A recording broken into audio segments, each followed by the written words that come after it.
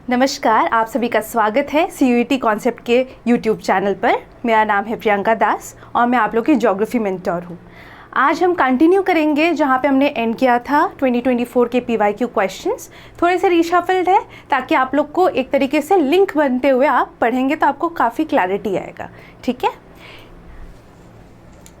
ये है हम लोग का कोर्स का प्राइस। अभी भी हम लोग का अभी वैलिड है, चल रहा है 2999। आप अभी भी एनरोल कर सकते हैं। बहुत ही अच्छा प्लेटफॉर्म है, बहुत ही अच्छे और क्वालिफाइड आपके फैकल्टी मेंबर्स हैं। आप लोग को पूरी तरीके से हेल्प करेंगे। आपकी मेहनत और हमारी मेहनत मिलकर हम लोग क्रैक करके रहेंगे। एक्चुअली जो पिछला क्लास हुआ था वहाँ पे हम लोग का थोड़ा सा टेक्निकल ग्लिच की वजह से हल्का सा हमारा ये प्रॉपरली आप देख नहीं पाए थे। ये जो डायग्राम है जो कि हमने ग्रिफिथ टेलर का क्लाइमोग्राफ पढ़ा था, क्लैरिटी सारी आ गई थी। बस मैं एक चीज़ डिस्कस करना चाह रही थी, वो है डिग्री ऑफ कंफर्टेबिलिटी के बारे में। क्योंकि उन्होंने जहाँ पे मगीनेस, रॉ, कीन और जो क्या बोलते हैं स्कॉर्चिंग का जो ये क्वाड्रेंट सिस्टम बनाया था, उसमें किस तरीके से वो मतलब रखता है, वो किस तरीके से रिलेटेड है, वो समझने के लिए हमें समझना पड़ेगा कि वो एक्चुअली करना क्या चाहते थे, क्लाइमोग्राफ से क्या बताना चाहते थे। वो क्लाइमोग्राफ से बताना चाहते थे कि डिग्री ऑफ कंफर्टेबिलिटी या अनकंफर्टेबिलिटी टू बी प्रिसाइज। ठीक है, तो ये क्या क्या है, 6 कैटेगरीज में उन्होंने बांटा था। और वो था वेरी रेयरली अनकंफर्टेबल। अनकंफर्टेबल मतलब जहाँ हम लोग कहीं कोई प्रॉब्लम ही नहीं महसूस होती है, कहीं पे भी टेम्परेचर, वो चिपचिपाहट, वो गर्मी वो महसूस ही नहीं होती, जहाँ आप कंफर्टेबल फील करते हैं। वेरी रेयरली अनकंफर्टेबल, सेकेंड है आइडियल, थर्ड है रेयरली अनकंफर्टेबल। ठीक है, उसके बाद है समटाइम्स अनकंफर्टेबल, ऑफन अनकंफर्टेबल और यूजुअली अनकंफर्टेबल। देखिए यहाँ पे शब्दों का बस हेर फेर है, वही बताया कि वेरी रेयरली बिल्कुल ही नहीं होता है जहाँ पे। सेकेंड है आइडियल। ये ग्राफ बनाया ना हमने, यहाँ पे देखिए क्वाड्रेंट है कीन का, यहाँ पे स्कॉर्चिंग का, यहाँ मगी है, यहाँ रॉ है। तो यही जो ग्राफ बन रहा है, तो यहीं पे टेम्परेचर्स को जब यहाँ पे बोला था 0 से स्टार्ट होता है और वो जो यहाँ ऊपर जा रहा होता है इस तरीके से, तो वो क्वाड्रेंट्स को डिवाइड किया था उन्होंने ग्राफ में। वो एक्स एक्सिस पे यहाँ पे दिया हुआ है हमारे क्या बोलते हैं रिलेटिव ह्यूमिडिटी की परसेंटेजेस, और यहाँ पे क्या है wet bulb temperature, not simple temperature, wet bulb temperature. ठीक है, जहाँ पे इवापोरेशन के बेसिस पे वो टेम्परेचर का जो देखा जाता है, उसको मेजर किया जाता है, उसको वेट बल्ब टेम्परेचर कहते हैं, राइट। तो यहाँ पे हम देख रहे हैं कि वेरी रेयरली अनकंफर्टेबल देख रहे हैं कि जहाँ पे टेम्परेचर कम है प्लस ह्यूमिडिटी कम हो। तो और जब हम ऊपर जाते जाते हैं तो वहाँ पे काफ़ी ज़्यादा तकलीफ बढ़ती रहती है, तो वहाँ पे क्या हो जाता है, यूजुअली अनकंफर्टेबल का स्टेज आ जाता है। यहाँ पे मतलब यूजुअली अनकंफर्टेबल, और नीचे वाले ग्राफ में आप जब देखें तो क्या होगा, वेरी रेयरली अनकंफर्टेबल वाला सिचुएशन। तो आप देख सकते हैं टेम्परेचर यहाँ पर उन्होंने डिग्री फ़ारेनहाइट में दिया था, हम लोग डिग्री सेल्सियस में भी देखेंगे ताकि आपको आप रिलेट कर सके कि हम लोग डिग्री सेल्सियस में ही हम लोग जनरली चीज़ों को पढ़ते हैं।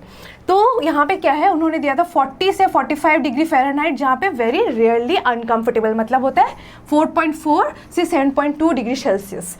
और आप देख सकते हैं यूजुअली अनकंफर्टेबल दिखा रहा है 70 to 75 डिग्री फ़ारेनहाइट से, और यहाँ पे क्या है 21.1 से 23.9 डिग्री सेल्सियस। अब सुनने में लगा कि ये तो बड़ा कम टेम्परेचर है, हम तो इससे भी ज़्यादा टेम्परेचर में कंफर्टेबल फील करते हैं।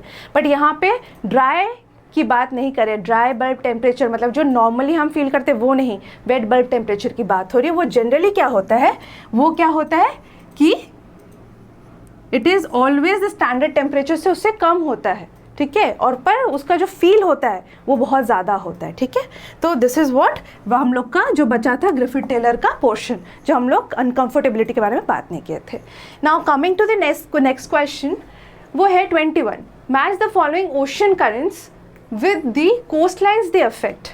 ऑब्वियसली हम लोग जब ये आपके जो करेंट्स है, अब हम ओशनोग्राफी में देख रहे हैं, सिर्फ हवा में ही करेंट्स नहीं होते, जैसे जेट स्ट्रीम पढ़ लिया है, जो विंड सिस्टम हो गया, सिर्फ वो नहीं होता है, ओशन में भी करेंट्स फ्लो हो रहे होते हैं, और उन विंड सिस्टम के वजह से भी वो इफ़ेक्ट डाल रहा होता है, जो वेव्स बनते हैं, और वेव्स बनने के वजह से जो मूवमेंट हो जाता है, उसके वजह से जो करंट आता है, अपवेलिंग।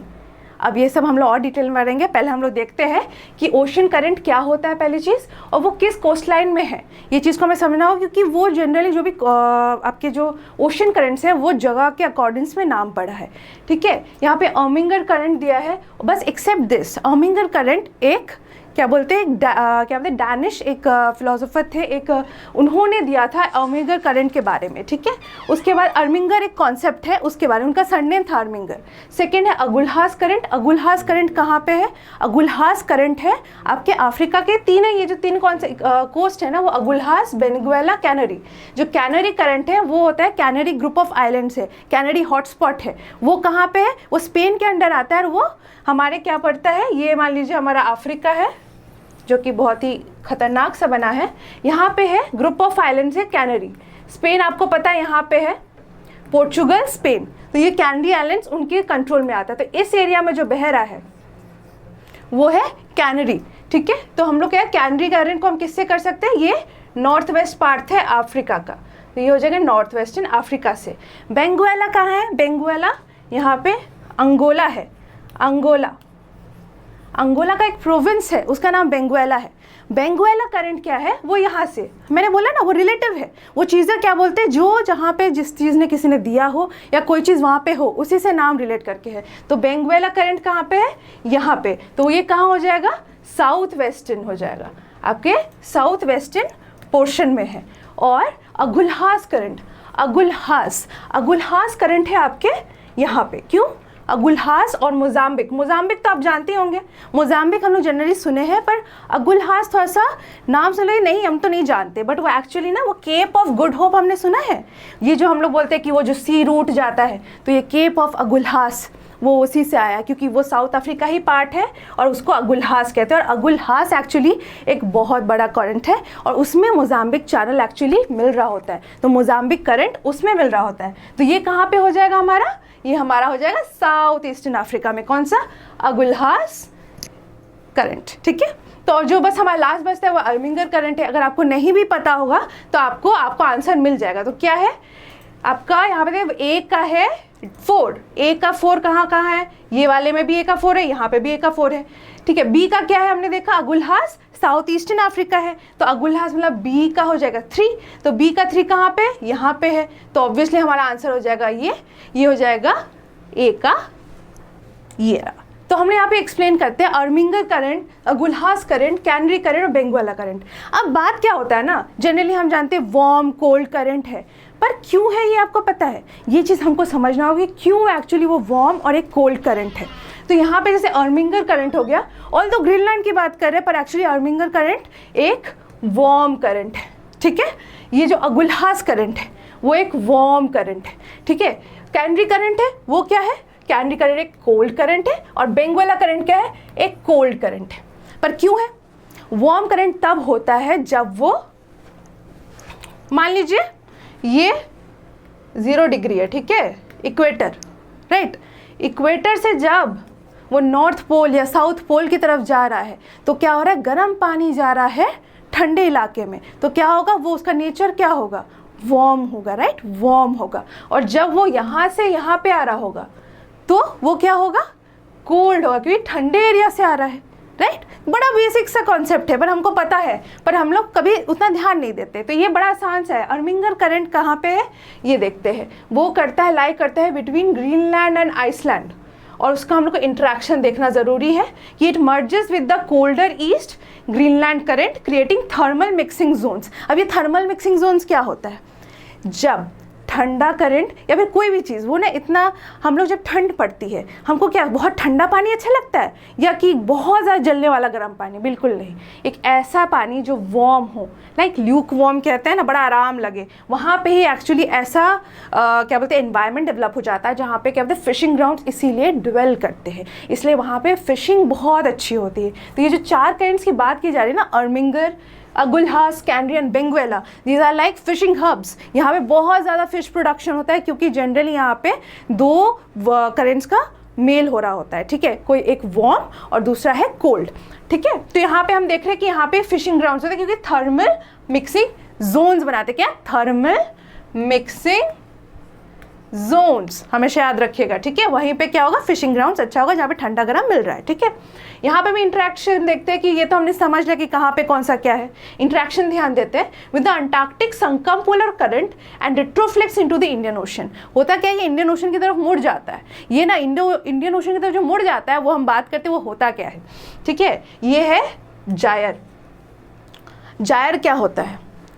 जायर ये जो गोल गोल घूम जाता है फॉर सम रीज़न, क्यों? वो लैंडमास के वजह से, लैंडमास के प्रेजेंस की वजह से जो मूवमेंट बदलती रहती है। हम देखेंगे आगे कि क्यों बदलती है और जायर एक्चुअली होता क्या है। और ऐसे ही क्या बोलते हैं इंटरेक्शन हम देखते हैं with the cold waters from Antarctic and creates upwelling zones. अब अपवेलिंग, आपको यहाँ पे दो बहुत ही इंटरेस्टिंग नाम पता चले, क्या? Jair and upwelling. जायर क्या चीज़ है और अपवेलिंग क्या है? सिंस बेंगुएला और कैनरी करंट्स आ रहे होते हैं पोलर एरिया से आपके इक्वेटर की तरफ, इस वजह से वहाँ पे क्या हो रहा था, उस एरिया में क्या कौन सा विंड सिस्टम चल रहा होता है? वहाँ पे चल रहा होता है ट्रॉपिक्स में ट्रेड विंड्स। ट्रॉपिक्स में क्या चल रहा होता है? Trade winds, right. ये इसके केस में भी और इसके केस में भी, ठीक है। जो ट्रेड विंड्स क्या करता है, वो ऊपर का जो सतह का जो पानी है ना, मान लीजिए कोई भी वो नॉर्मल पानी है, गर्म पानी है, उसको हटा देता है। और एक कॉन्सेप्ट है कि कहीं भी जगह अगर वॉइड क्रिएट होता है ना, वहाँ पे भरने के लिए पहले ही मॉलिक्यूल्स भागते हैं। ये ना ये एलिमेंट्स के मतलब कि कोर में है चीज़ें। तो क्या होता है जब पानी हटता है तो क्या होता है, वहाँ नीचे से जो पानी होता है, जो ठंडा न्यूट्रिएंट रिच पानी होता है, वो क्या होता है ऊपर सतह पे आ जाता है। और इस प्रोसेस को क्या कहते हैं? अपवेलिंग। क्या कहते हैं? अपवेलिंग। और जो जायर होता है, जायर क्यों आता है? जायर होता है जब ये कॉन्टिनेंट्स के बीच में चीज़ें फंस जाती है। कोई चीज़ मान लो यहाँ पे है तो वो मान लो यहाँ जाना चाह रही है, पर वो कॉन्टिनेंट है तो यहाँ मुड़ गई, यहाँ पे भी वो जाना चाह रही है तो यहाँ पे मुड़ना पड़ गया। तो वो कुछ ना कुछ क्या बोल रहे हैं, पड़ रहा है समथिंग ऑब्स्ट्रक्शन। ऑब्स्ट्रक्शन पड़ने की वजह से क्या हो रहा होता है, वहाँ पे जायर का फॉर्मेशन। जायर का मतलब होता है, it is a Greek word which means circular, माने जो सर्कुलर मोशन में राउंड राउंड घूम रहा है उसे कहते हैं जायर। और कितने जायर है, क्या जायर है, हम जानेंगे। यहाँ पे देखिए ये वार्म करंट है। कभी कभी हम कंफ्यूज, क्योंकि वार्म करंट जो ये है ना अर्मिंगर, वो एक्चुअली देखिए गल्फ स्ट्रीम से निकल रहा होता है।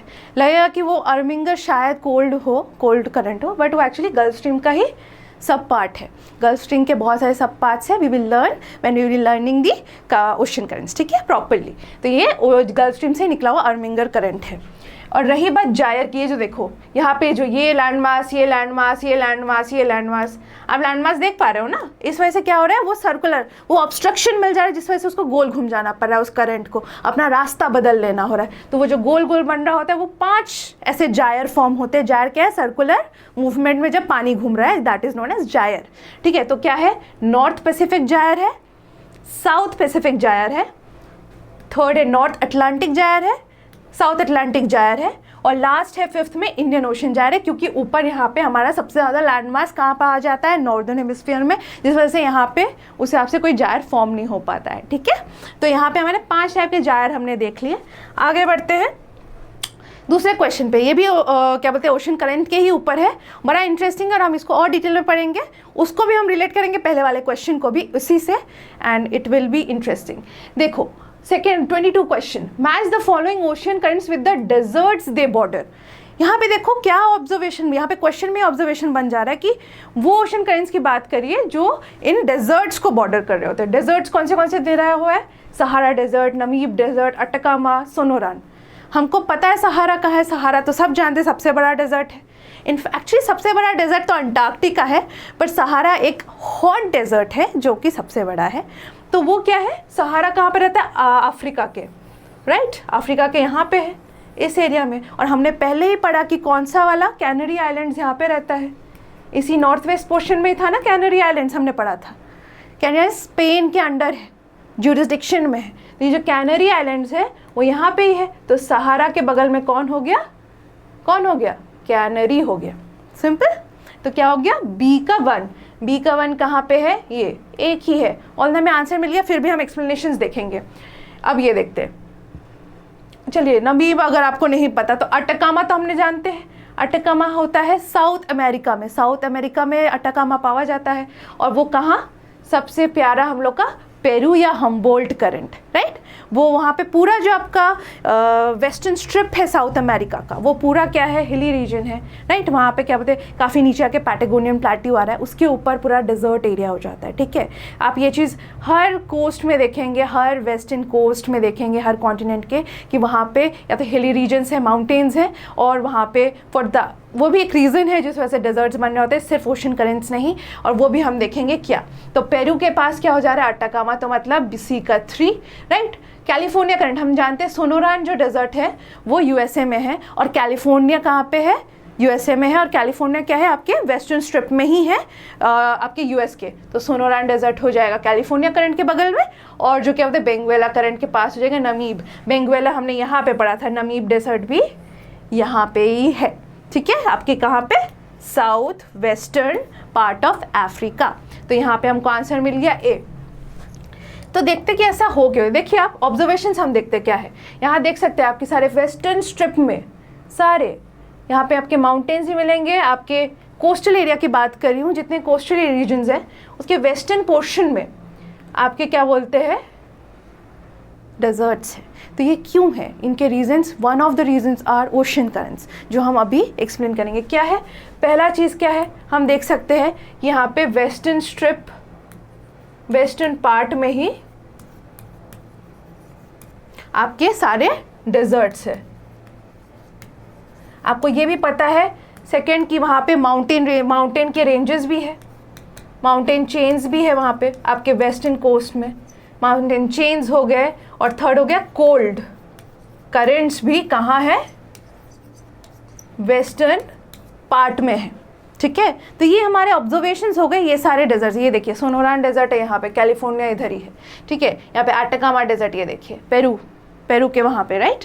ऐसे आप ये देख लीजिए, यहाँ पे है नमीब डेजर्ट जो आपके थे, और यहाँ पे देखिए सहारा, ये रहा जो क्वेश्चन में थे। तो ये देखिए, अब वहाँ पे हमने देखा कि डेजर्ट्स थे, हमने ऑब्जर्वेशन वहाँ से ये भी देखा कि बेंगुएला, देखिए यहाँ पे कोल्ड जा रहा है। कोल्ड क्यों, आपके क्या बोलते हैं, ये देखिए यहाँ से जा रहा है, क्यों जा रहा है, अंटार्कटिका की तरफ से आ रहा है, राइट। यहाँ पे भी आप देख सकते हैं जो कैनरी आ रहा है वहाँ आर्कटिक की तरफ से आ रहा है, तो इसलिए ठंडा है वो। और यहाँ पे देखिए अगुलहास की बात हो रही थी, तो अगुलहास क्या है, इक्वेटर से जा रहा है, तो क्या होगा, गर्म होगा। ऐसी चीज़ें याद रखेंगे हम लोग। तो यहाँ देख सकते हैं, ये देखिए पेरू जा रहा है, ये रहा कैलिफोर्निया, ठीक है। तो आपने देखा वेस्टर्न स्ट्रिप में क्या है, जनरली देखिए वेस्टर्न स्ट्रिप में, यह देखिए western Australian, Benguela, canary, California, Peru, maximum जितने आपके ओशन करंट्स है, जो कोल्ड करंट्स है, वो वेस्टर्न स्ट्रिप है, वेस्टर्न कोस्ट में है। तो वो क्यों है, वो इसलिए है क्योंकि ये 3 कारण है, ट्रेड विंड्स एंड अपवेलिंग, दूसरा है रेन शैडो इफेक्ट, एंड तीसरा है हाई प्रेशर सिस्टम। चलो पहले को हम 3 चीज़ों में ब्रेक डाउन करते हैं, वो है trade winds, upwelling and presence of mountains. हमने ये जाना कि जो ट्रॉपिक्स होता है वहाँ पे क्या होते हैं, ट्रेड विंड्स मूव कर रहे होते हैं east to west in the tropics, ठीक है। नॉर्दर्न में आपको पता है कोरियोलिस इफेक्ट है, हम लोग वेस्ट से ईस्ट घूम रहे हैं, तो these winds push warm surface water away from the coast, ठीक है। वो क्या कर रहा है, वो ऊपर का जो वार्म का सरफेस वाटर है, जो गर्मा गर्म पानी है, उसको हटा दे रहा है हवा के वजह से। और वहाँ पे क्या हो रहा है, अपवेलिंग। अब जो नेक्स्ट स्टेप आ रहा है वो अपवेलिंग में क्या हो रहा है, अपवेलिंग की वजह से क्या हो रहा है, वो जो डीपर कोल्डर वाटर है वो ऊपर उठा रहा है ताकि वो जगह को भर सके, राइट। तो it replace the surface water pushed away by the trade winds. और जो ये जो है ना, इसके वजह से क्या हो रहा है, cold nutrient rich water that rises to the surface cools the air above, ठीक है। न्यूट्रिएंट रिच है, कोल्ड है, तो क्या ड्राई हो जाता है। जब आप ठंड की बात करें तो वहाँ पे ड्राई वेदर रहता है, तो वो क्या करता है, वो कूलर कोस्टल रीजन करता है, उसकी वजह से डेजर्ट फॉर्म हो जाता है। उसके साथ वो क्या होता है, ये रेन शैडो इफेक्ट क्यों होता है, क्योंकि बहुत सारे जितने वेस्टर्न कोस्ट है वहाँ पे क्या है आपके, वो क्या प्लेट टेक्टोनिक्स की वजह से वहाँ पे जनरली आपके माउंटेन्स फॉर्म हुए रखे हैं। तो यहाँ पे देख सकते हैं precipitation on windward side and dry air descends on levered side. आपको पता है विंडवर्ड साइड जैसे जिस तरफ मान लीजिए पहाड़ है, ये है पहाड़, राइट। तो यहाँ से जैसे हवा आ रहा है, पानी है यहाँ पे, राइट। अब वो धीरे धीरे जितना ऊपर जाता जाएगा, अब वो पानी धीरे धीरे सूखता भी जाएगा, राइट। वो हल्का होता जाएगा, जितना ऊपर जाएगा ना गर्म होगा पानी, वहाँ पे मॉइस्चर ख़त्म होता जाएगा। तो इससे क्या होगा कि मान लीजिए यहाँ तो बारिश हो गया, पर यहाँ जब हवा पहुँचेगा तो यहाँ कुछ नहीं बचेगा और यहाँ पे सिर्फ रह जाएगा सूखा। सूखा हो जाएगा मतलब डेजर्ट बन जाएगा। तो यहाँ पे क्या है, precipitation on the windward side and dry air descends on the levered side. तो यहाँ पे और एक और जो लास्ट आता है वो है high pressure system. High pressure system कैसा, फर्स्ट है सब ट्रॉपिकल हाई प्रेशर बेल्ट्स और सेकेंड है inhibition of cloud formation and precipitation. यहाँ हम समझाते हैं क्या हो रहा है, ठीक है, रुकिए। ये देखिए यहाँ पे the west coast of continents often fall under subtropical high pressure, ठीक है। तो वहाँ पे जो है 30 डिग्रीज लैटिट्यूड, वहाँ पे सब ट्रॉपिकल हाई प्रेशर जोन बना हुआ है। हम जब वो पढ़ेंगे ना, आपके सेल्स पढ़ेंगे, ट्राइसेल्युलर मॉडल पढ़ेंगे, तो हम लोग वहाँ जानते हैं कि कहाँ हाई प्रेशर जोन है। 30 डिग्री लैट्स में आपके क्या है, हाई प्रेशर जोन फॉर्म होता है। तो हाई प्रेशर जोन का एक बहुत ही बड़ा कैरेक्टरिस्टिक है, वो क्या होता है कि आपका जो हवा होता है वो डिसेंड कर रहा होता है, नीचे आ रहा होता है, ठीक है। वहाँ पे नीचे जब आ रहा होता है मतलब वो क्या मतलब रोकता है करने में, वहाँ पे क्लाउड फॉर्मेशन रोकता है। तो यहाँ पे क्या लिखा है कि एयर मूवमेंट में क्या होता है कि एयर डिसेंड करता है, गर्म बनता है, जिसकी वजह से वो ड्राई होता जाता है, ड्राई होता जाता है। इफेक्ट ऑन वेदर क्या होता है, ये क्या करता है, इनहिबिट करता है क्लाउड फॉर्मेशन, क्लाउड फॉर्मेशन बनने से रोकता है उस चीज़ को, और रिजल्ट क्या करता है, एरिडिटी। तो ये जो तीन चीज़ें हैं, क्या, ट्रेड विंड्स एंड अपवेलिंग, वो इकट्ठे काम कर रहा होता है, trade winds and upwelling. Second है rain shadow effect because of the presence of mountains in the western coast of every continent, and third ये है हाई प्रेशर सिस्टम। तो इस वजह से ये डेजर्ट फॉर्मेशंस हो रहे हैं। और ये हम लोग क्या बोलते हैं, हम लोग समझ गए कि कौन से करंट्स किसका क्या, कहाँ पे उनका लोकेशन है, जोग्राफिकल लोकेशन हो सकता है फॉर सम रीज़न, कुछ और तरीके के, जैसे वहाँ पे जो हमने बोला अर्मिंगर करंट की बात हुई थी। अर्मिंगर करंट एक बड़ा इंटरेस्टिंग है, क्योंकि एक्चुअली वहाँ पे पता लगा कि किस तरीके से जो विंड्स है वो मूव करा रहे हैं, पानी कैसे मूव हो रहा है। तो वो जो आर्कटिक बेल्ट से जो मूव होते हुए आ रहा था ना, कि वो आर्कटिक बेल्ट से जो वहाँ पे आपके क्या बोलते हैं सारे वहाँ पे जो स्ट्रेट्स है, वहाँ से पानी नीचे आ रहा था। तो वो जो ठंडे करंट्स है, तो उस चीज़ को पता किया था इन्होंने, अर्मिंगर जी ने। तो इन्होंने जो पता किया था उस वजह से उस करंट का नाम अर्मिंगर पड़ा था, कि कैसे वहाँ पे चेंजेस आ रहे हैं, ठीक है। सेकेंड में आते हैं, अब नेक्स्ट क्वेश्चन में आते हैं, what is a temperature anomaly.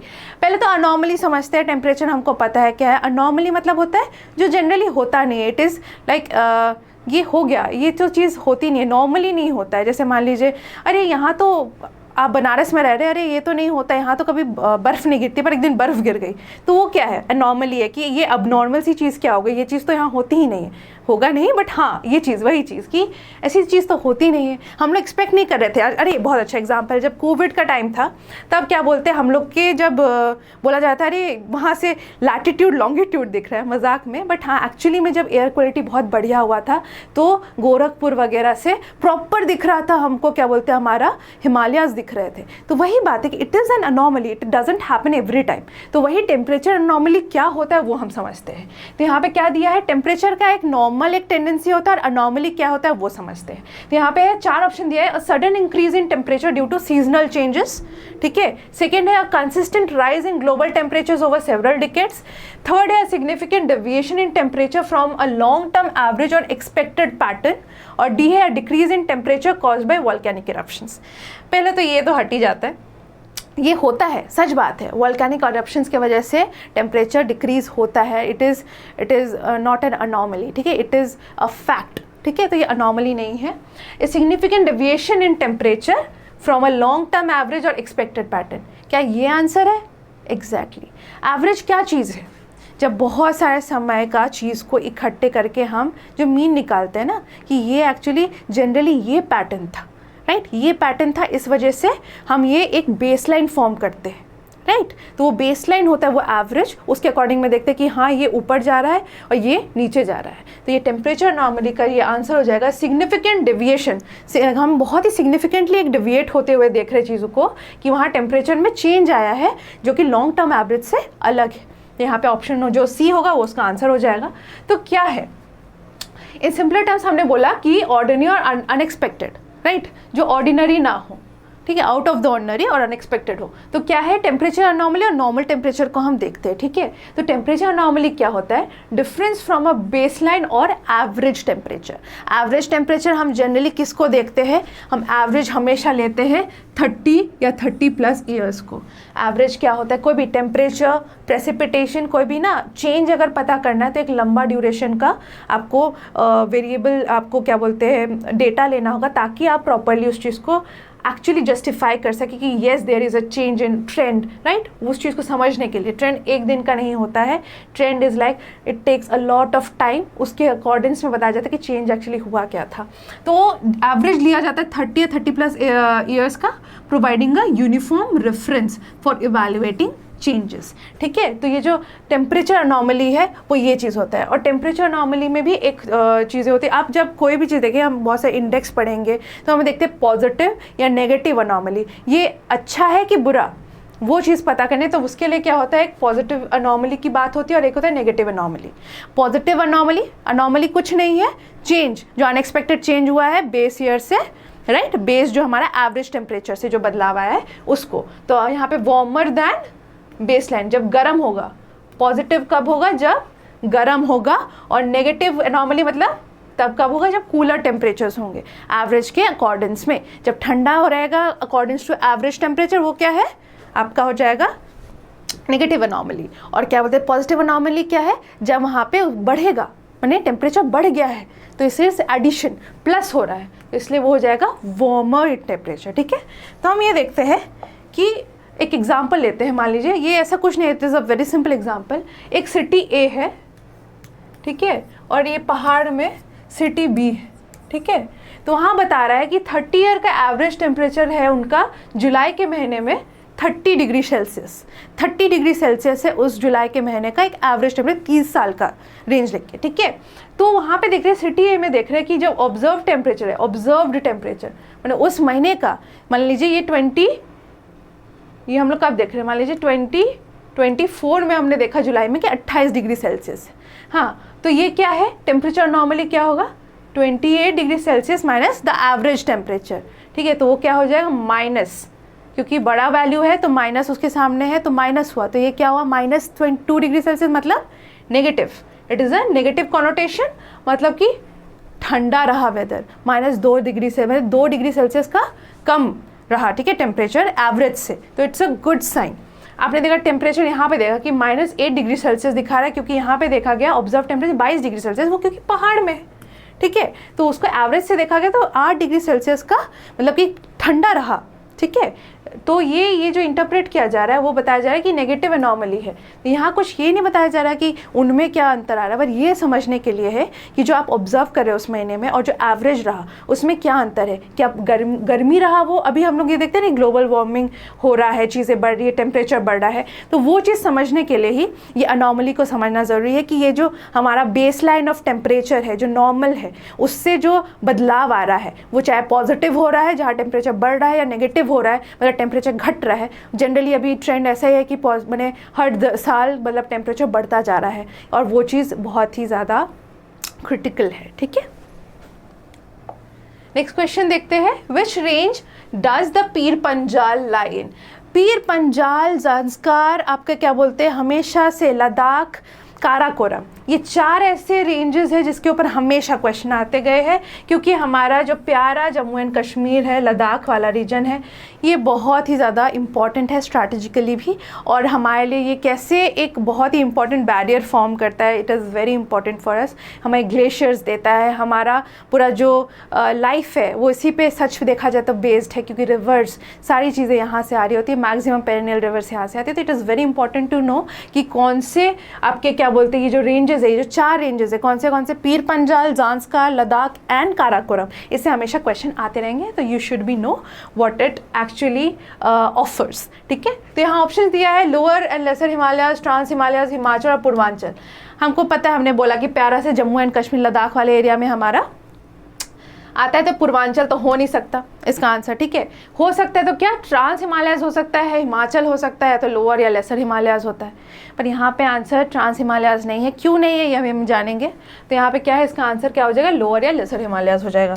ये क्यों है यहाँ देख लेते हैं, ठीक है। पीर पंजाल रेंज पहले देख लेते क्या है। ये इंडियन स्टेट जम्मू कश्मीर, हिमाचल प्रदेश, और ये एक्सटेंड कर रहा होता है कश्मीर एंड पंजाब पाकिस्तान के एरिया में। कौन से हमारे इंडिया में कहाँ है ये, जम्मू कश्मीर हिमाचल प्रदेश में। इसका एवरेज है 1400 मीटर से 4100 मीटर्स, बड़ा इजी है याद रखना, 1400 से 4100 मीटर्स है इसका एवरेज। और ये पार्ट है लेसर हिमालयाज का, और इसका है जो मूवमेंट है वो नॉर्थ वेस्ट से साउथ ईस्ट जा रहा है, ठीक है, उनका जो मूवमेंट है। अब ये सेपरेट करता है ये सब वगैरह। अब यहाँ पे क्या है, हमें जो इंपॉर्टेंट है यहाँ पे वो पासेज है। क्यों इंपॉर्टेंस रखता है पीर पंजाल, वो जानना ज़रूरी है कि क्यों ही क्वेश्चन आ रहे हैं। तो ये दो देखिए आपके ये जो 6 पासेज है, एक है बनिहाल पास जो कि कनेक्ट कर रहा है जम्मू और श्रीनगर को, ठीक है।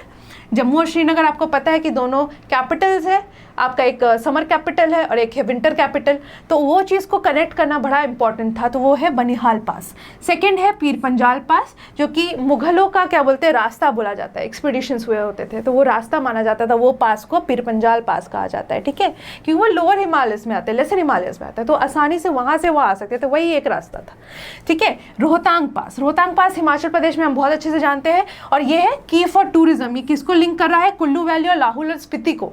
तो ये रोहतांग पास हमेशा, ये अटल टनल रोहतांग पास हम जानते हैं, it is very important because ये किस तरीके से टूरिज्म को बढ़ावा दे रहा है, और सिर्फ टूरिज्म को ही नहीं, किस तरीके से कनेक्टिविटी बढ़ा रहा है, हमें स्ट्रैटेजिकली बहुत ज़्यादा स्ट्रॉन्ग बना रहा है, ठीक है। सिंथान पास एक है, वो कश्मीर वैली किश्तवाड़ जम्मू को, वही कश्मीर और जम्मू को ये लिंक कर रहा है। चोराबारी पास है, ये ज़्यादातर ट्रैकिंग के लिए इस्तेमाल होता है, और गुमरी पास है जो कि स्ट्रैटेजिकली इंपॉर्टेंट है। क्यों है, क्योंकि ये ऑल्टरनेट रूट है जोजिला पास का। एक्चुअली ये जो आपका ये जो गुमरी पास है ना, वो LOC के पास है, तो LOC एक बहुत ही क्रिटिकल जोन है हमारे इंडिया के लिए, कहाँ हमारा किस तरीके से वहाँ पे हमारा आर्मी बेस सारा है, तो it is very critical, that's why ये पास बहुत इंपॉर्टेंट, ताकि हम कनेक्टेड रह सके, हमारा देश सुरक्षित रह सके। तो यहाँ हम देख सकते हैं कि ये जो चारों रेंज है, ये देखिए काराकोरम, ज़ास्कर, राइट, यहाँ पे देख लीजिए ये रहा पीर पंजाल, हाँ ये कैलाश रेंज, ये सारे ना बड़ा इंपॉर्टेंट है। और उसके बाद ये आता है शिवालिक। शिवालिक एक्चुअली है ब्रेक, ठीक है, शिवालिक, उसके पहले तक लेसर हिमालयस में आ जा रहा है पीर पंजाल, फिर आप देख सकते हैं ज़ास्कर, कैलाश रेंज, और ये रहा काराकोरम।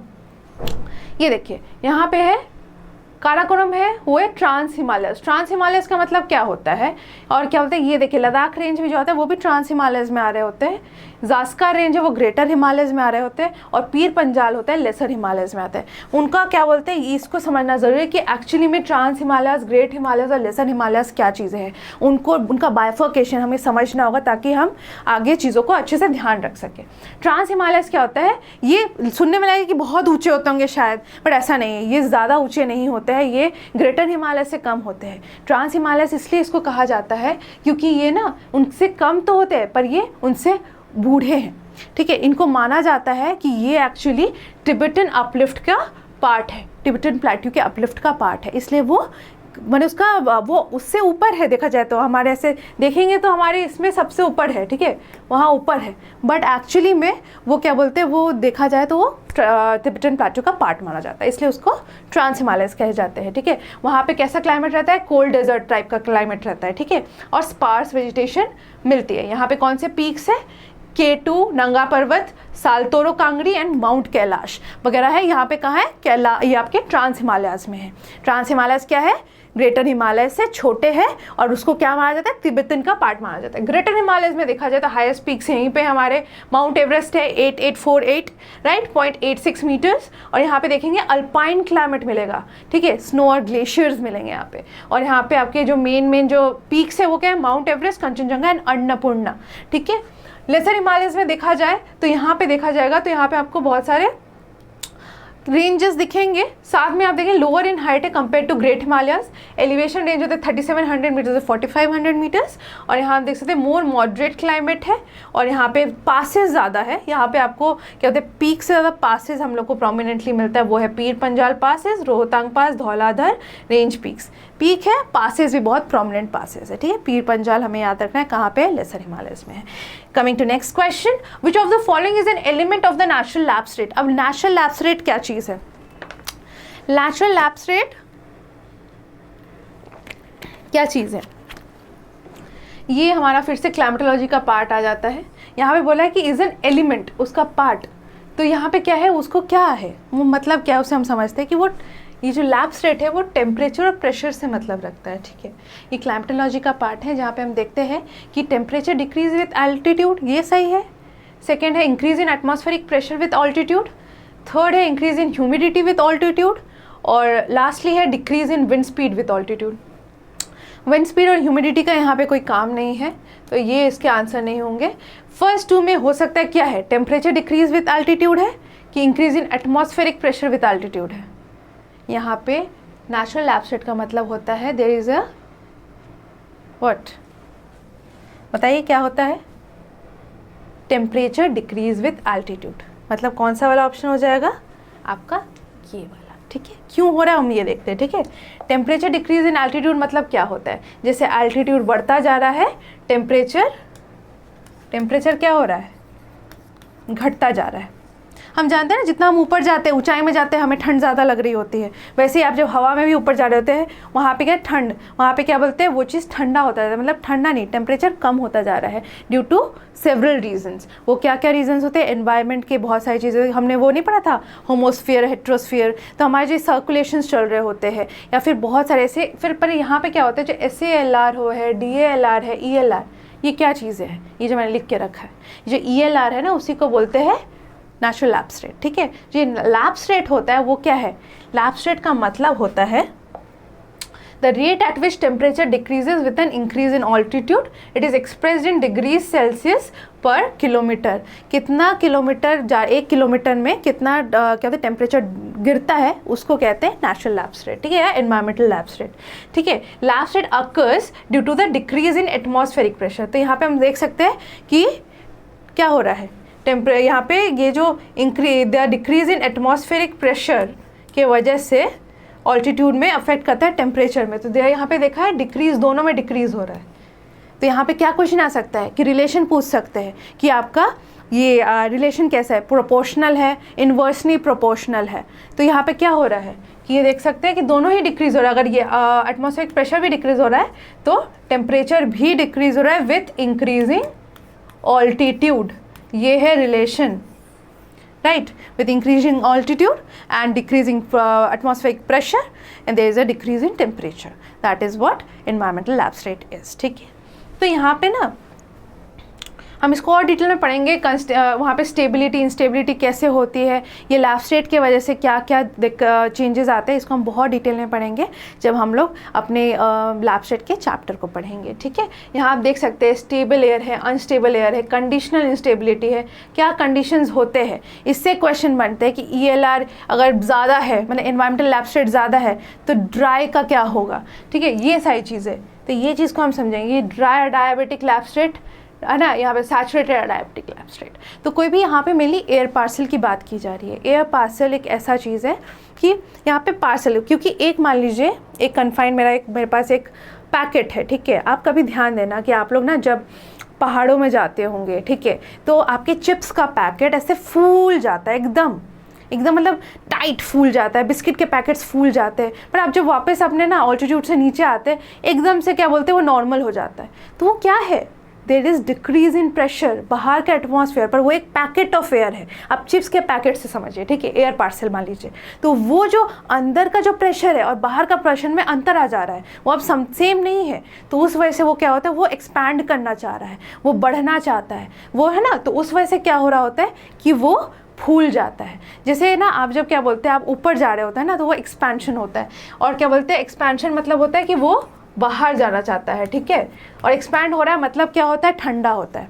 एक और एग्जांपल है, जैसे मान लीजिए प्लेट में है, आप खाना, आपने खिचड़ी लिया है और खिचड़ी हो जा रहा है बहुत गर्म। अब बचपन में मम्मी को देखा हो कि ठंडा करने के लिए चम्मच से ना ऐसे मैंने फैला दिया करती थी। तो क्या हो रहा है कि उसको ठंडा किया जा रहा है ताकि एक्सपेंशन हो रहा है। जैसे एक्सपैंड कर देते हैं ना चावल को प्लेट में, तो वो क्या हो रहा है, ठंडा हो जाता है। वही जो प्रॉपर्टी होता है कि जब वो ऊपर जा रहा होता है ना ऑल्टीट्यूड में, तो उसको वो एक्सपैंड कर रहा है, क्योंकि वो चेंज इन एटमॉस्फेरिक प्रेशर है उस पार्सल में, और वो बाहर का एटमॉस्फेरिक प्रेशर में बहुत अंतर होता है। इस वजह से वो आप चेंज देख पाते हैं उस पार्सल में।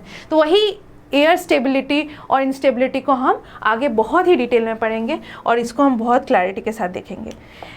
यहाँ पे देखते हैं next question, arrange the following countries in descending order based on their population size starting with the most populous. अब यहाँ पे हम जानते हैं सबसे ज़्यादा पॉपुलेशन, अभी वैसे ही हम लोग को बताया गया है कि इंडिया हो ही चुका है, क्रॉस कर ही चुका है। ऑल्दो अभी भी चाइना से पीछे, बट चाइना का TFR that is total fertility rate वगैरह सारे गिरते जा रहे हैं, फर्टिलिटी रेट गिर रहा है। और इंडिया का अभी भी एक्चुअली ना वो बढ़ नहीं रहा है, बट एक मोमेंटम होता है। आप कभी ऐसे बस से गिरने वाले होंगे, मैं बस से उतरना चाहते हैं, आप अगर एकदम से बस से उतर के अगर बस खड़े हो जाए ना, आप गिर जाएंगे। इनर्शिया करके एक बोलते हैं, ठीक है। आप भी उस मोशन में थे। उसी तरीके से ये जो हमारा ग्रोथ था वो भी एक मोशन में था, तो एकदम से वो थम से नहीं थम जाएगा, वो थोड़ा सा आगे बढ़ जाते हैं और फिर वो रुकता है। तो उसी तरीके से अभी इंडिया का भी अभी काफ़ी टाइम तक अभी आगे मतलब उसका पॉपुलेशन बढ़ता रहेगा काफ़ी अच्छे स्पीड में, but with time it will decline. हाँ, वैसे ही आप देख सकते हैं हमारा 2 से नीचे हो चुका है, NFHS ने बताया है। तो इस तरीके से है। तो यहाँ पे हम देख सकते हैं कि हमें अरेंज करने को दिया है हम लोग को generally Indonesia, Pakistan, Mexico, United states, ये कहीं बीच के कंट्रीज़ को उठा के दे दिया है। इसलिए हमेशा आपको मोस्ट पॉपुलस और लीस्ट पॉपुलस कंट्रीज़ को आपको ध्यान रखना होगा, चाहे वो आपके आइलैंड नेशंस ही क्यों ना हो। तो इसीलिए यहाँ पे ना ये मोस्ट पॉपुलस के मतलब आपके ना इंडिया, चाइना इंडिया के बाद के ही दिए हैं यहाँ पे। तो वो क्यों है, क्या है, रीजंस हम देखते हैं, ठीक है। यहाँ पे हम देख सकते हैं 2 में यूनाइटेड स्टेट्स को आगे रखा है और 2 में इंडोनेशिया को। यहाँ पे इंडोनेशिया के कंपेरिजन में अगर मैं यूनाइटेड स्टेट्स की बात करूँ तो यहाँ पे ज़्यादा चांसेस है यूनाइटेड स्टेट्स के। क्यों बताइए? वहाँ पे बेटर फैसिलिटीज़ है, वहाँ पे लॉन्जिविटी है, वहाँ पे हेल्थ फैसिलिटीज़ है। लॉन्जिविटी वहाँ पे जो आपका लॉन्जिविटी है मतलब आपका जो डेथ रेट भी बहुत कम है, क्योंकि आपका ना एज आप बहुत ज़्यादा तक लंबी उम्र तक जी रहे हैं, क्योंकि वहाँ पे अच्छे हेल्थ फैसिलिटीज़ है, आपको प्रॉपर आपका वेलबींग है। और साथ में ही इमिग्रेशन भी बहुत है, बहुत ज़्यादा माइग्रेट कर रहे हैं लोग, चाहे वो आपके आसपास के कंट्री से क्यों ना हो या कहीं दूर से ही, फॉर अपॉर्चुनिटीज़। तो इस वजह से वहाँ पर देखा जाए तो पॉपुलेशन ज़्यादा होना चाहिए। तो हम यहाँ ध्यान रखेंगे, यूनाइटेड स्टेट्स से स्टार्ट करते हैं। उसके बाद दिया है मेक्सिको और इंडोनेशिया। तो मेक्सिको तो हमने इसको फर्स्ट दे दिया, ठीक है। अब देखते हैं मेक्सिको और इंडोनेशिया का देखते हैं। तो मेक्सिको में बहुत ज़्यादा आउट माइग्रेशन है और डेथ रेट ज़्यादा है कंपेयर टू ऑल दीज। तो वहाँ क्या हो रहा है कि हम यहाँ पे देख सकते हैं कि मेक्सिको तो सेकंड नहीं हो सकता, पर इंडोनेशिया है, क्योंकि वहाँ पे वो एक अभी भी साउथ ईस्ट एशियन कंट्री है और वहाँ पे अभी भी बर्थ रेट काफ़ी ऊपर है। तो इस वजह से इंडोनेशिया सेकेंड होना चाहिए। तो हमें वैसे आंसर तो मिल गया है, यूनाइटेड स्टेट्स और इंडोनेशिया, फिर पाकिस्तान है और फिर है मेक्सिको, ठीक है। तो हमारा आंसर तो ये ए है, पर क्यों है वो चीज़ हम अभी और अच्छे से समझेंगे। हमने बेसिक तो समझ ही लिया, ठीक है। US has a large land mass, बहुत ही बड़ा एरिया में फैला हुआ है यूनाइटेड स्टेट्स, और वहाँ पे हाई लेवल्स ऑफ इमिग्रेशन है, बहुत ज़्यादा माइग्रेट कर रहे हैं लोग because of opportunities, because of good health facilities, advanced health care भी है and a relatively high birth rate, ठीक है। तो यहाँ पे ये चीज़ है यूनाइटेड स्टेट्स में फर्स्ट में। इंडोनेशिया में क्या है, वो 4th मोस्ट पॉपुलस है, ठीक है। मतलब चाइना, इंडिया, यूएसए, फिर इंडोनेशिया है। तो यहाँ पे क्या बोला जा रहा है, यहाँ पे हाई बर्थ रेट है एंड लार्ज यंग पॉपुलेशन है, तो और भी चांसेस होता है हाई बर्थ रेट का, ठीक है। पाकिस्तान थर्ड में है, यहाँ पे हाई पॉपुलेशन ग्रोथ रेट है with a large proportion of young people and high fertility rates. यहाँ पे अभी बहुत ज़्यादा अच्छी स्पीडी में देखा जाए तो बहुत ज़्यादा बर्थ रेट है, और वो थर्ड नंबर में है। और Mexico has a significant population but lower than the other countries listed due to declining birth rate and immigration. यहाँ पे इमिग्रेशन की बात है, वहाँ पे मान लोग आ रहे हैं, इमिग्रेशन ये याद रखेगा, आई और ई, ठीक है। और एमिग्रेशन मतलब वहाँ से जा रहे हैं, बाहर जा रहे हैं, क्योंकि बाहर कहीं दूसरी जगह में उनको अपॉर्चुनिटीज़ मिल रहा है, वो यूएसए शिफ्ट कर जा रहे हैं या फिर कहीं और, तो उसका क्या है, वो वहाँ से वो एमिग्रेट कर रहे हैं, ठीक है, वहाँ से निकल जा रहे हैं, ठीक है। इस वजह से वो बाद का ऑप्शन होगा। तो आप देख सकते हैं कि हम लोग का 1 डे ऑफ 8 बिलियन, हम लोग 7.1 बिलियन पढ़ रहे थे तब से, जब हम लोग 2011 से देख रहे हैं। अब यहाँ आप देख सकते हैं कि वो डे ऑफ 8 बिलियन आ चुका है। वो कब हुआ है, 15 नवंबर 2022 को हुआ था। और आपका world population more than tripled, देखा जाए 2.5 1950 से 8 बिलियन हो चुका है 22 में, ठीक है। फ्यूचर ग्लोबल पॉपुलेशन ग्रोथ देख सकते हैं कि 9.7 बिलियन पहुंच जाएगा 2050 में। स्पीड देख रहे हैं, ग्रोथ का रेट देखिए, और 10.4 बिलियन हो जाएगा मिड 2080s तक। ड्राइवर्स ऑफ पॉपुलेशन ग्रोथ देख लेते हैं कि क्या क्या है, जिसके बेसिस में हम लोग वहाँ पे सॉर्ट कर रहे थे आंसर्स को। एक है survival to reproductive age has increased, ठीक है। सेकेंड है human life span has gradually increased, ठीक है, due to better health facilities. हाँ, सेकेंड थर्ड है अर्बनाइजेशन इज राइजिंग, अपना वेलबींग भी बढ़ता जा रहा है क्योंकि हमारे डिमांड्स और हमारा क्या लाइफस्टाइल बदलता जा रहा है। माइग्रेशन इज एक्सेलरेटिंग, हम लोग बेटर अपॉर्चुनिटीज़ की तरफ एक्सेलरेट करते हुए हम लोग जा रहे हैं, माइग्रेट कर रहे हैं और अपने एरियाज़ को इमिग्रेट कर रहे हैं। ठीक है, पॉपुलेशन ट्रेंड्स हम देख सकते हैं, ये हम लोग थोड़ा देखते हैं कि चाइना में क्या है, 1.4 बिलियन, हमारे पे भी है पर कितना है, 1.40 है हमारे में। ठीक है, और चाइना में भी 1.41 बिलियन है। ठीक है, इतना ही अंतर है, हम लोग 2 पॉपुलस है। India is expected to surpass China और हम सरपास कर चुके हैं इन अप्रैल 2023। तो ये हम लोग अभी ठीक है, तो यहाँ पे आप देख सकते हैं कि देखा जाए तो पूछा जाए तो कौन सा वाला आपका कॉन्टिनेंट सबसे ज़्यादा ग्रोइंग, फास्टेस्ट ग्रोइंग कॉन्टिनेंट अगर पूछा जाए तो क्या होगा, अफ्रीका। ठीक है, क्योंकि अभी वहाँ पे क्या बोलते 2050 तक तो वहाँ पे बोल रहे हैं कि population over half of global population हो जाएगा, समझ रहे, क्योंकि वहाँ पे बहुत ज़्यादा हाई बर्थ रेट है और वहाँ पे अभी भी चीज़ें मतलब धीरे धीरे, जैसे आपके बड़े डेवलप्ड नेशन है वहाँ पे क्या हो रहा है, लोग प्रेफर नहीं कर रहे हैं कि अब वो फैमिली बढ़ाएं, तो उस हिसाब से अभी भी वो चीज़ वहाँ पे अभी भी रिलाई कर रही है और Africa is the fastest growing population देखा जाए वहाँ पे। ठीक है, यहाँ देख सकते हैं कि ये आपको यहाँ दिख नहीं पा रहा होगा पर यहाँ जैसे चाइना है, ठीक है, फिर इंडिया है, यहाँ फिर यूएस है, इस तरीके से ना ये बढ़ता जा रहा है। आपको ना क्या बोलते हैं वो ध्यान देना, ये प्रॉपर विजिबल नहीं है but I will show you. ठीक है, आपको ये ध्यान रखना होगा कि 5 आप हमेशा वो कहते हैं मोस्ट पॉपुलस देखें और 5 जो लीस्ट पॉपुलस कंट्रीज है जो कि मेनली ओशियानिया मतलब होता है पॉलिनेशियन कंट्रीज़, वो पैसिफिक ओशन में जितने ओशन आपके आइलैंड्स है आप उनको देखिए। ठीक है, उनको ज़रूर पढ़िएगा। ठीक है, अब ये 27 नंबर क्वेश्चन देखते हैं, विच of the following best represents an example of N ordinal scale. अभी यहाँ पे ना मैं स्केल को बहुत अच्छे से एक्सप्लेन करूँगी, पहले हम इनके आंसर्स सॉल्व करेंगे। ठीक है, पहले हम देखते हैं ऑर्डिनल स्केल का सबसे अच्छा, क्योंकि स्केल अगर आपको समझ में आ गया ना, आपको पता चल जाए कि आपको उसको मेजर कैसे करना है, आपको उसका एनालिसिस कैसे करना है, आप असेसमेंट कैसे करेंगे डेटा का। तो ये 4 स्केल है, नॉमिनल, ऑर्डिनल, इंटरवल और रेशियो, इनको एकदम अच्छे से समझ लेना और हम आज समझेंगे इन 3 क्वेश्चन से जो अभी आने वाले हैं। ठीक है, तो ये वाला है कि विच of the following best represents an example of ordinal scale. Ordinal का क्या मतलब होता है, ऑर्डिनल में उनमें शब्द में ही मीनिंग दिख रहा है ऑर्डर्ड, जो ऑर्डर में हो। ठीक है, डिसेंडिंग है और ना असेंडिंग है, इस तरीके से कोई ऑर्डर में हो तो उसको क्या कहते हैं, ऑर्डिनल स्केल। तो यहाँ देख सकते हैं कि किसी चीज़ को हम क्या बोलते हैं, कैटेगराइज कर सकते हैं ऑर्डर में। ठीक है, कैटेगराइजेशन हो सकता है, तो वो क्या क्या हो सकते हैं, यहाँ देखते हैं, ऑप्शंस में देख लेते हैं। Income levels categorized as low, middle and high. Temperature measured in degrees and Celsius. ठीक है, gender male female, non binary, या D distance measured in kilometres. देखो इनमें से जब हम ऑप्शंस देखते हैं तो हम लोग ना पहले हम ऑमिट कर देंगे क्योंकि डिस्टेंस तो नहीं होगा किलोमीटर्स और टेम्परेचर भी नहीं होगा क्योंकि ये कॉन्टिन्यूस मेजर है और ये यहाँ पे कोई कैटेगरीज नहीं बन रही है। जहाँ कंफ्यूज हो सकते हैं वो है जेंडर वाले में और इनकम में। हम यहाँ देख सकते हैं मेल फीमेल नॉर्मल, यहाँ तो कैटेगराइजेशन है, यहाँ पे भी देख सकते हैं लो मिडिल और क्या बोलते हैं हाई इनकम, तो यहाँ पे भी तो कैटेगराइजेशन है।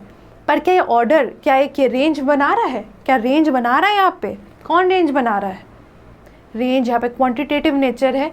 आप सोचेंगे कि ये हो सकता है ऑर्डिनल, पर ये एक्चुअली नॉमिनल है क्योंकि ये सिर्फ नाम का है। आप क्या इसको क्वांटिफाई कर सकते हैं, उस तरीके से क्वांटिफाई डायरेक्टली क्वांटिफिकेशन नहीं हो सकता। ठीक है, हम ये देख सकते हैं कि हाँ ये यहाँ पे ऐसा डिस्ट्रीब्यूशन है बट यहाँ पे आप क्वांटिफिकेशन नहीं कर सकते। तो यहाँ पे आंसर क्या हो जाएगा, इनकम लेवल्स। यहाँ पे कैटेगराइजेशन भी है और आप इसको क्वांटिफाई भी कर सकते हैं। तो यहाँ पे ऑर्डिनल स्केल क्या हो जाएगा, देख लीजिए, N ordinal scale arranges data into categories that can be ranked और ऑर्डर। कैटेगरी में डिवाइड करता है, उसका आप रैंक भी कर सकते हैं, हाँ, या तो क्या बोलते हैं रैंक भी कर सकते हैं या तो ऑर्डर में भी लगा सकते हैं। ठीक है, 1 2 3 4 बता सकते हैं कि ये हाई है, लो है, इनकम है, तो आपने इसको क्या बोला कि आप रैंक कर रहे हैं। ठीक है, but the intervals between the categories are not necessarily equal. Intervals हो सकता है कि इक्वल ना हो, जैसे हम लोग देखते हैं ना, आप इनकम कैटेगरी की बात करते हैं कि EWS वगैरह जब भी हम भरते हैं फिर जो भी हो कि, या फिर हम लोग इनकम लेवल्स भरे, तो ज़रूरी नहीं होता कि वो इंटरवल्स एक जैसे हों कि 1 लाख से 2 लाख, फिर 2 लाख से 3 लाख, ऐसे नहीं होता कि मोर देन 4 लाख हो जाता है, 4 to 10 lakhs हो जाता है। इस तरीके का एक रेंज दे देते हैं कि एक देखा जाए कि हाँ काइंड ऑफ एक बेस लाइन जैसा कि हाँ ये ऐसा इन लोग का शायद लिविंग होगा। तो वही है कि ये इक्वली होता है, पर क्या बोलते हैं उनका कैटेगरी, पर हाँ इसको आप रैंक कर सकते हैं, ठीक है। Income levels as low, middle और कैटेगराइजेशन हाई में किया गया है, और रैंक कर सकते हैं, but the exact difference between these levels are not specified, ठीक है। तो यहाँ पे हम लोग ये समझते कि ऑर्डिनल स्केल तो है। सेकेंड, 28th क्वेश्चन देखते हैं, विच of the following statements is true for a ratio scale. अब रेशियो स्केल की बात हो रही है, हमने ऑर्डिनल समझा, रेशियो 4th नंबर स्केल है। रेशियो का क्या मतलब है हम यहाँ पे देखते हैं, ठीक है। यहीं पे आपको प्रॉपर उसका डिस्टिंक्शन समझ में आ जाएगी, कैसे ये एक्चुअली डिफरेंट है और साइज स्केल से, वो कैसे लेयर्स में बढ़ता जाता है, ठीक है। और उसको हम लोग समझेंगे अनियन लेयर मॉडल से, ठीक है। तो यहाँ समझते हैं, पहले यहाँ पे ऑप्शंस को देख लेते हैं, ठीक है। ए है, it has a true 0 point and allows for meaningful comparison of ratios. Second है, it measures categories without any quantitative value. C है, it allows for comparison of differences but not ratios. हाँ, D है, it ranks items but does not indicate the magnitude of difference between them. यहाँ पे क्या बोला, rank कर रहा है items but does not indicate the magnitude of difference, इतना कुछ है ही नहीं। सच बताया तो रेशियो में वो सारे प्रॉपर्टीज़ है जो नॉमिनल में है। नॉमिनल मतलब होता है लेबल बेस्ड, इसको हम और अच्छे से समझेंगे। सेकेंड होता है ऑर्डिनल। ऑर्डिनल क्या होता है, जहाँ पे कैटेगराइजेशन हो सकता है और उसको हम रैंकिंग दे सकते हैं। इंटरवल होता है कि यहाँ पे आप रैंकिंग भी दे सकते हैं, नाम भी दे सकते हैं, पर यहाँ पे जो इंटरवल होगा वो इक्वल होगा, जो कि ऑर्डिनल में नहीं था। और जो रेशियो है उसमें लेबल भी हो सकता है, क्या बोलते हैं आप, कैटेगराइजेशन भी कर सकते हैं, वो आप उसको इक्वल इंटरवल में भी होगा। ये सारे प्रॉपर्टीज़ है, और साथ में एक और प्रॉपर्टी है, वो है ये वाला, it has a true 0 point and allows for meaningful comparison of ratios। एक ये प्रॉपर्टी है जो एक और इंक्लूड हो जाता है उस अनियन लेयर में, वो इन सब के साथ ये एक और प्रॉपर्टी है रेशियो स्केल का। क्या है ट्रू 0 पॉइंट और क्या मीनिंगफुल कंपैरिजन करता है वो हम समझते हैं। A ratio scale includes a true 0 point and allows for both the comparison of differences and calculation. Example हो गया वेट एंड हाइट।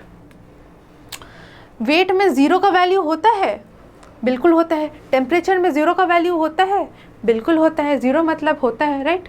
इनफैक्ट और अच्छे से अगर एग्जांपल समझना है तो हम एकदम लास्ट में समझेंगे। पहले हम ये देखते हैं, लास्ट क्वेश्चन ये वाला है इसका स्केल के लिए, वो है if a data set consist of following variables.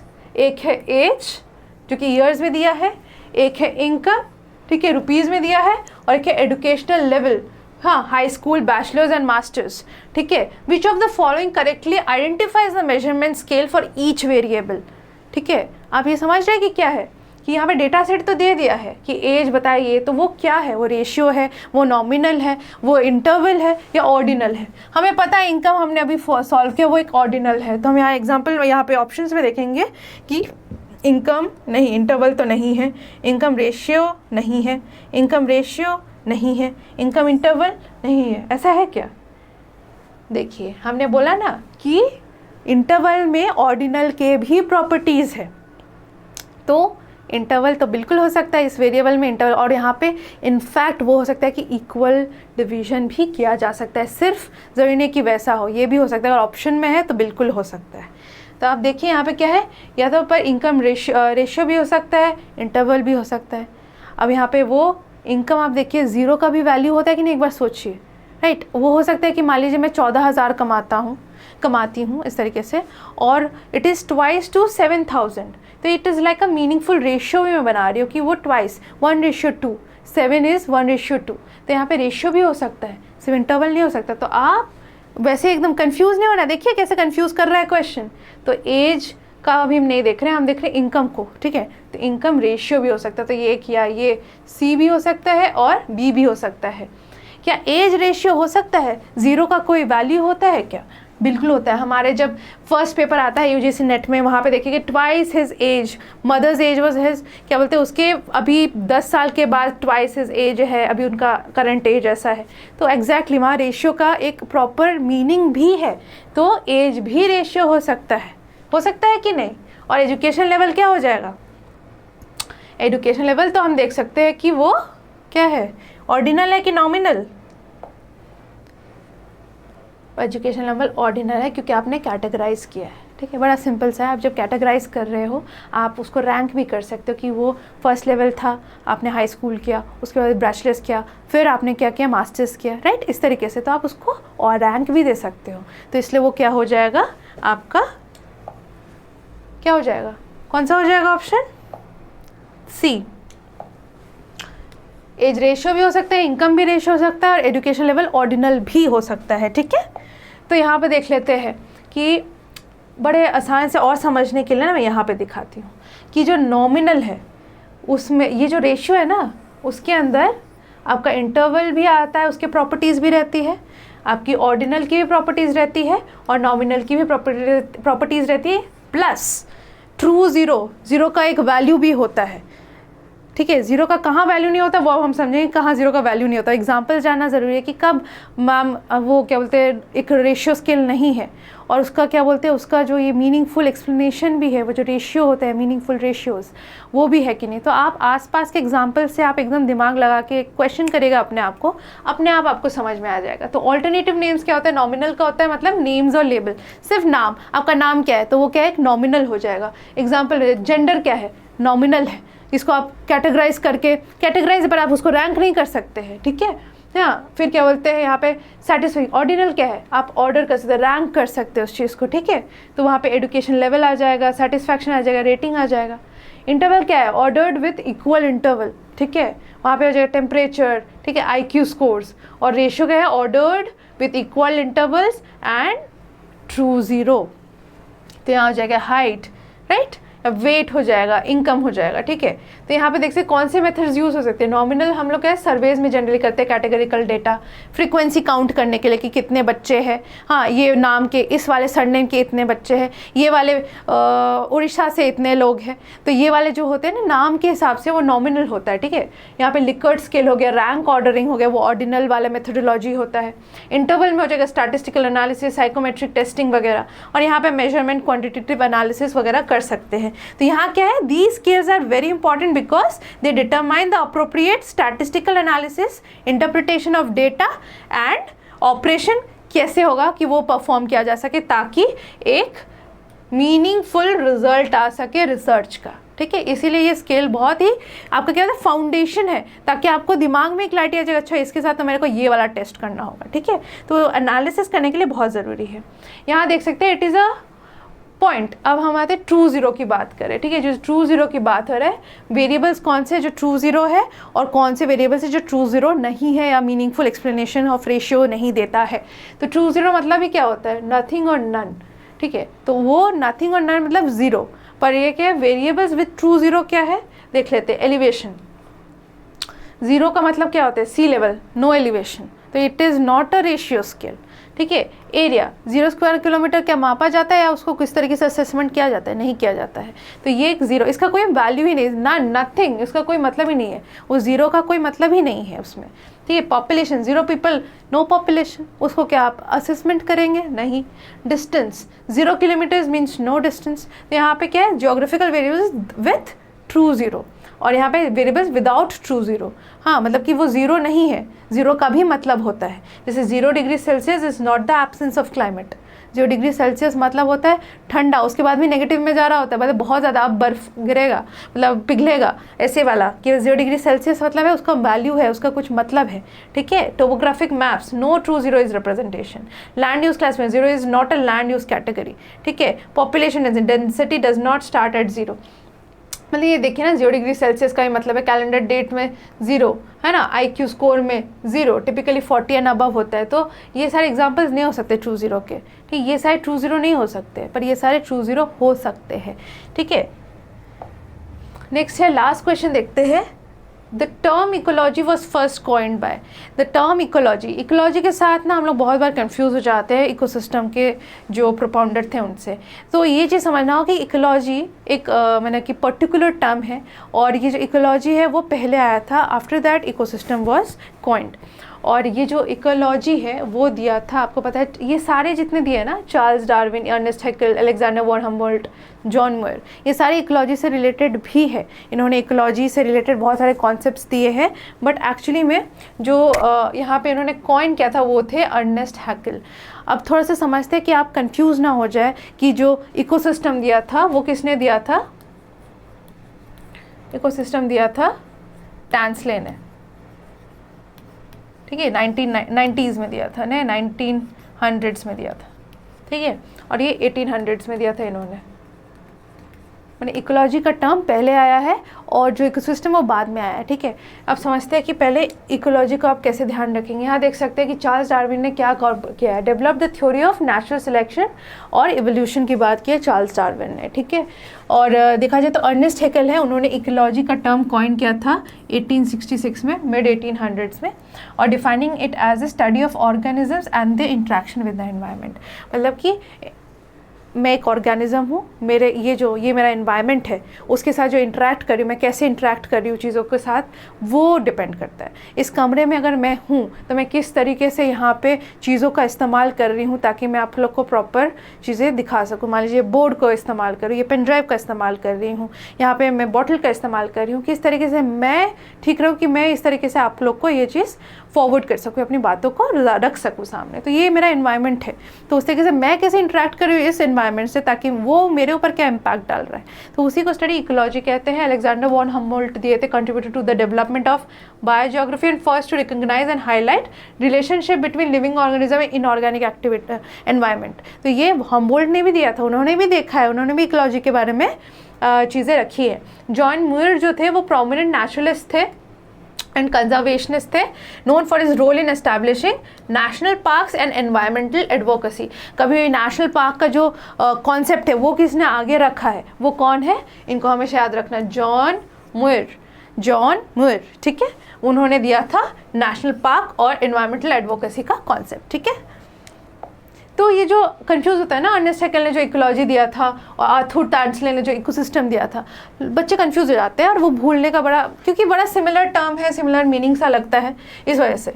तो ये जो इकोलॉजी है वो 1866 में आया था और इकोसिस्टम 1935 में आया था, ठीक है। तो ये जो डेफिनेशन है, study of individual organisms and the interaction with the environment. और यहाँ पे क्या, ecosystem study of the entire system including both living and non living components and their interactions. Similar है सुनने में, पर ये एक लार्जर स्केल में देख रहा है इकोसिस्टम, ऐसा नहीं है। Ecosystem is a part of it, ठीक है। Ecology is a bigger picture to be honest, ठीक है। और वो कैसे हम अभी समझेंगे, ठीक है। ये फोकस करेंगे, ठीक है, ये कैसे हो रहा है।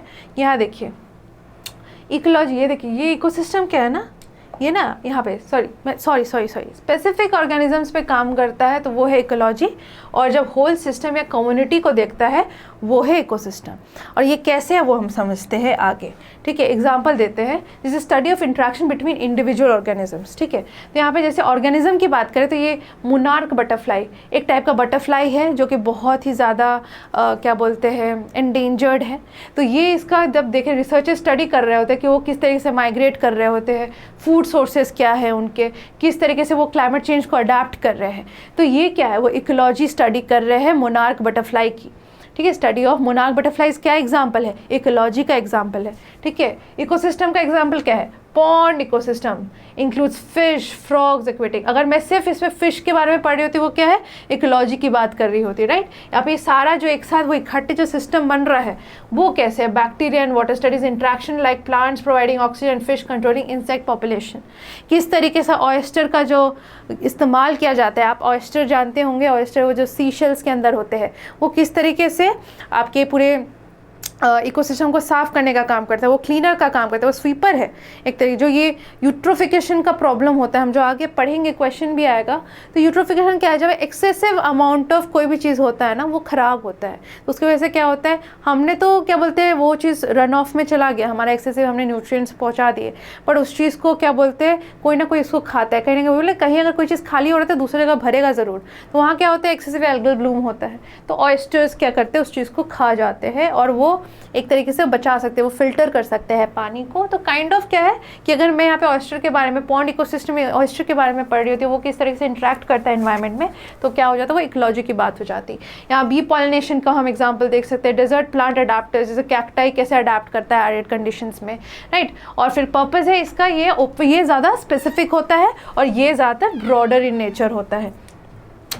आज के लिए तो बस इतना ही था। अभी क्या बोलते हैं हम लोग फिर से जुड़ेंगे इसके जो अलग और भी हमारे जो 20 और कितने हमारे बच्चे हमने कर लिए आज, कितने कर लिए आज हमने? 30 क्वेश्चंस कर लिए, कंप्लीट हो चुके हैं। अब हम लोग के बस बचे, अगले क्लास में हम लोग कंप्लीट कर लेंगे मैक्सिमम, हम लोग कोशिश करेंगे 50 कंप्लीट कर लेंगे और उसके बाद सिर्फ 25 बचेंगे और आपको समझ में आ जाएगा कि एक्चुअली में आपका CUET पूछ क्या रहा है, आप में क्या देखना चाहते हैं, आपको अपने सब्जेक्ट के प्रति कितना कमांड है। बहुत ही बेसिक सी चीज़ें हैं, बहुत ही कोर फाउंडेशनल चीज़ें ही पूछी जा रही है। आपको बस कॉन्सेप्ट लाइटें रखना है और इसीलिए जुड़ना है CUET कॉन्सेप्ट के साथ। प्लीज़ साथ बनाए रखिएगा। Thank you.